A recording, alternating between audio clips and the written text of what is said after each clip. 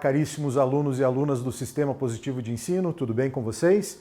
Eu sou Rogério Bastos Vieira, professor de Sociologia, e vou comentar com vocês as questões do simulado Enem de Ciências Humanas, claro, no que se refere ao conteúdo de Sociologia. Então vamos à questão número 1, que tem um texto de Auguste Comte, ou o texto da professora Lelita Oliveira, que apresenta Auguste Comte como, lembre-se, o pai do positivismo, o pai da sociologia moderna, né, um dos autores mais importantes ali para a fundamentação metodológica da área de sociologia. Eu não vou repetir a leitura do texto, você fez a análise, a interpretação para resolver a questão.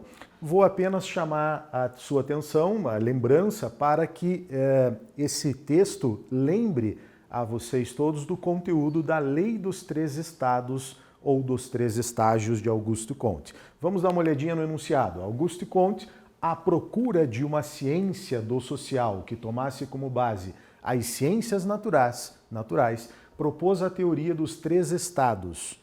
Também pode ser reconhecida como teoria dos três estágios. Segundo essa teoria, todas as sociedades passam por progressivas fases até chegarem ao estado. Então, são três fases de desenvolvimento do conhecimento nas mais variadas sociedades. Então, o homem, ele, ao desenvolver o conhecimento, ele passaria por esses três estágios, segundo Auguste Comte. O estágio teológico, que é aquele estágio de desenvolvimento do conhecimento baseado, fundamentado na religiosidade. Quer dizer, o homem atribuía a Deus tudo o que acontecia ao seu redor. Os fenômenos da natureza, as relações sociais, tudo era atribuído a Deus, né? Então, estágio teológico que vai usar o sobrenatural para a explicação da realidade. O segundo estado, ou segundo estágio de desenvolvimento do conhecimento para os homens, seria o estágio metafísico.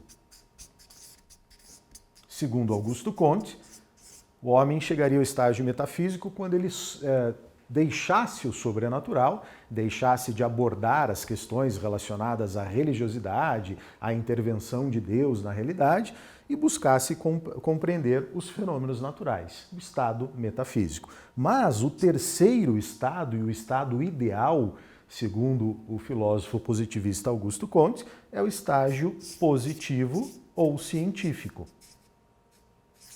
Quando aí sim, o homem, de uma maneira racional, científica, buscasse a compreensão da realidade. Estágio científico ou positivo, ok? Então, lembrando dessa teoria, você deve marcar a alternativa correta. Quais são as opções ali?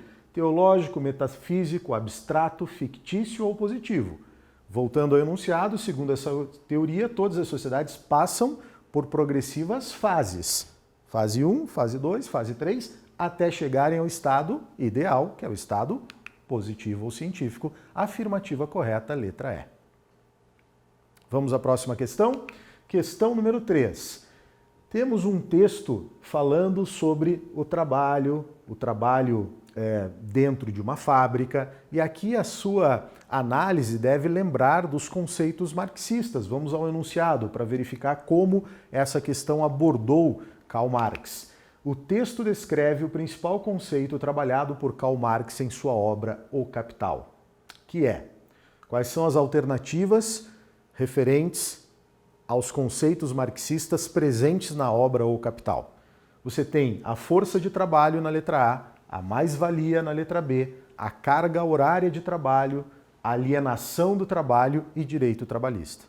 Tenho certeza que você identificou conceitos tradicionais de Karl Marx presentes na obra O Capital, como alienação ou mais-valia. São essas duas possibilidades.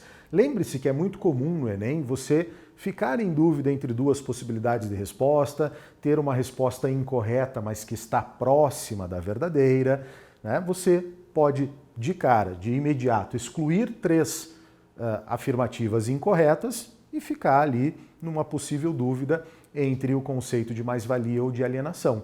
Então, para tirar essa dúvida e tomar a melhor decisão, você deve voltar ao texto e verificar que o texto está abordando a exploração da carga horária de trabalho, o fato do trabalhador receber pelas suas horas trabalhadas um valor inferior àquilo que ele é capaz de produzir no mesmo tempo de trabalho. Então, essa diferença entre o que o trabalhador é capaz de produzir enquanto capital para o proprietário e aquilo que o proprietário vai realmente pagar para esse trabalhador, a sua efetiva remuneração, essa diferença a gente vai reconhecer como mais-valia. Afirmativa correta, letra B, mais-valia. Na questão número 4, temos dois grandes clássicos autores da sociologia no século XIX, os teóricos Simmel e Weber, Max Weber.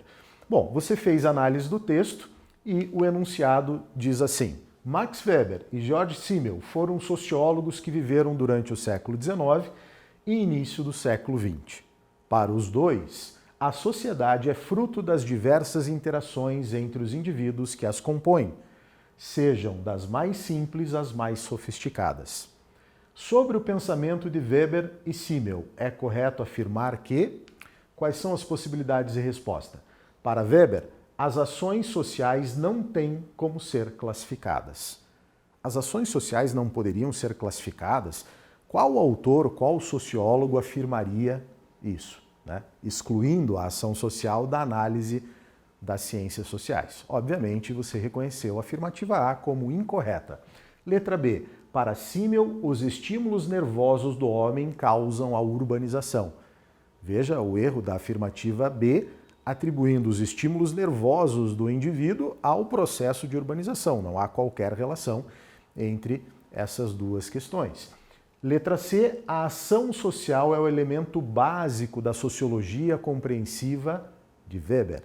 Então aqui você deve identificar a principal contribuição teórica do importante cientista, pensador alemão Max Weber, o conceito de ação social. Exatamente a afirmativa C é a afirmativa correta. Ação social como um elemento básico do método compreensivo apresentado por Max Weber. Eu tenho certeza que você lembrou do teórico Max Weber, nós estudamos com destaque, né, os principais autores que fundamentaram as metodologias mais utilizadas nas ciências sociais, os autores mais influentes do século XIX, e aí a afirmativa C traz exatamente uma das principais contribuições teóricas, conceituais de Weber, o conceito de ação social, e ali mencionado também o seu método compreensivo como mais um elemento para você identificar a afirmativa C como correta.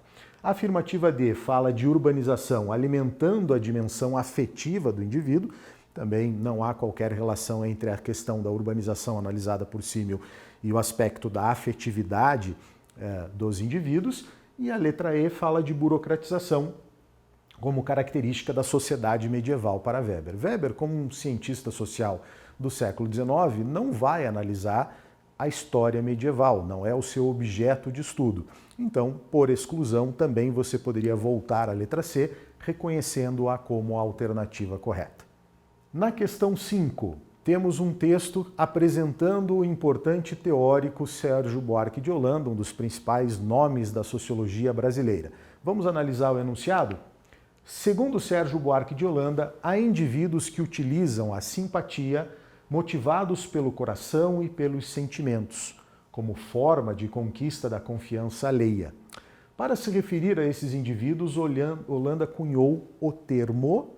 Qual o termo que foi cunhado por Sérgio Buarque de Holanda no seu clássico texto Raízes do Brasil? Lembra? Olha as opções: aventureiro, homem racional, homo ludens, homem cordial ou o termo ibérico. Eu tenho certeza que você facilmente reconheceu o conceito de homem cordial apresentado por Sérgio Buarque de Holanda, como eu disse, um dos principais nomes da sociologia no Brasil. Afirmativa correta, letra D, conceito de homem cordial. E, finalmente, na questão número 6, temos um texto apresentando o pensador alemão Kroeber. Dê uma olhada no enunciado, lembre-se dele. Há uma teoria que defende a ideia de que a modificação biológica do ser humano, ao longo de sua evolução, teria propiciado o desenvolvimento de um salto qualitativo nas habilidades sociais e cognitivas. Então, fazendo uma referência à antropologia cultural. Essa teoria foi defendida por Alfred Kroeber e se chama Então aqui você precisaria lembrar especificamente do antropólogo Alfred Kreber, um grande cientista alemão, que trouxe a concepção de que a cultura é um acúmulo de experiências adquirida pelo homem. Esse acúmulo de experiências vai diferenciar o homem dos outros animais, né? Então, um importante cientista da antropologia cultural. Qual é a teoria defendida por Alfred Kreber? A alternativa correta, a teoria do ponto crítico, que, como eu disse, foi utilizada pelo cientista para diferenciar o comportamento humano do comportamento dos outros animais. Agora eu te chamo a atenção nessa questão para a letra B, a teoria do desenvolvimento cognitivo. Chamo a sua atenção pelo seguinte, porque o texto apresenta o desenvolvimento de um salto qualitativo nas habilidades sociais e cognitivas. Então, numa leitura superficial, apressada, talvez o candidato, né, mais apressado apresente a tendência de buscar nas alternativas aquilo que ele conseguiu ler no texto, detectar rapidamente na leitura do texto.